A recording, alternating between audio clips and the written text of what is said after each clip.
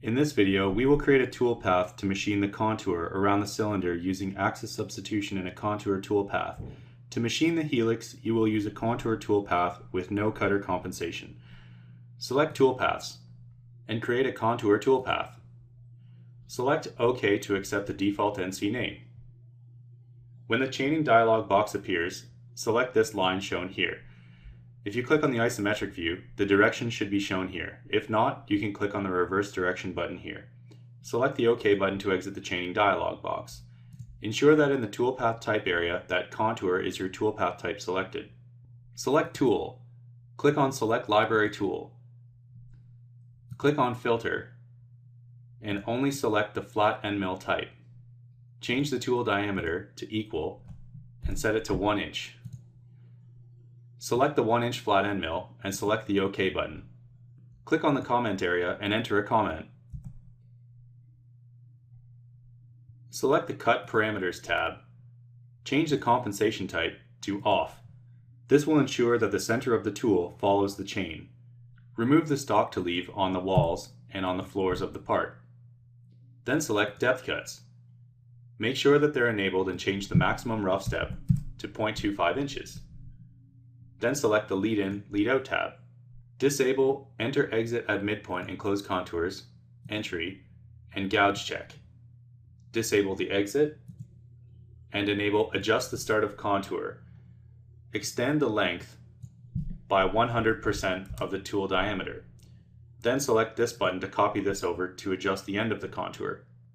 Select the linking parameters. Enable clearance with a value of absolute 2 inches. The retract amount, absolute 1/4 inch.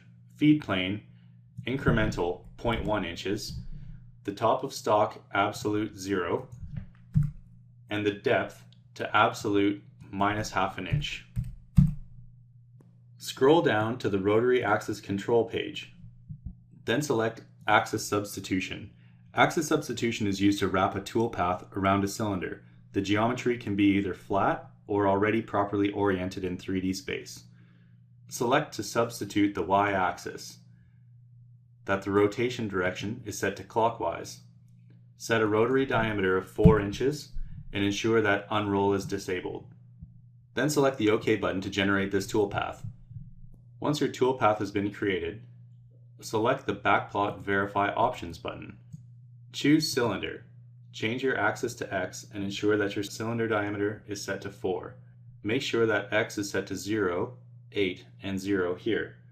Select the OK button to exit this window. Then select the Backplot option. Make this window larger and select Backplot tab here.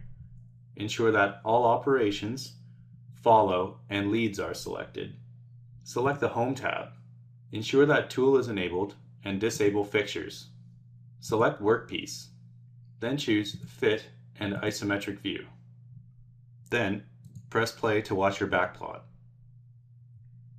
Close this window and then verify your toolpath.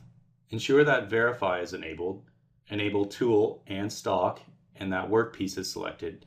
Then watch the Verify. You can change the speed of the Verify here.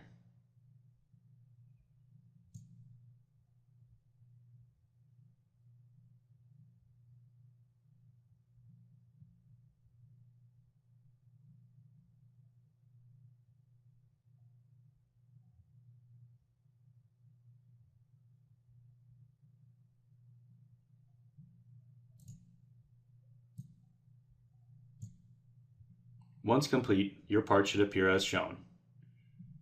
Select the Close button to close this window. The next step is to post the NC code. Click on the G1 icon here, Post Selected Operations, and select the OK button to generate your G code. Once it's done processing, you should be able to see your G code posted out here. Close this box by clicking on the X in the upper right hand corner here.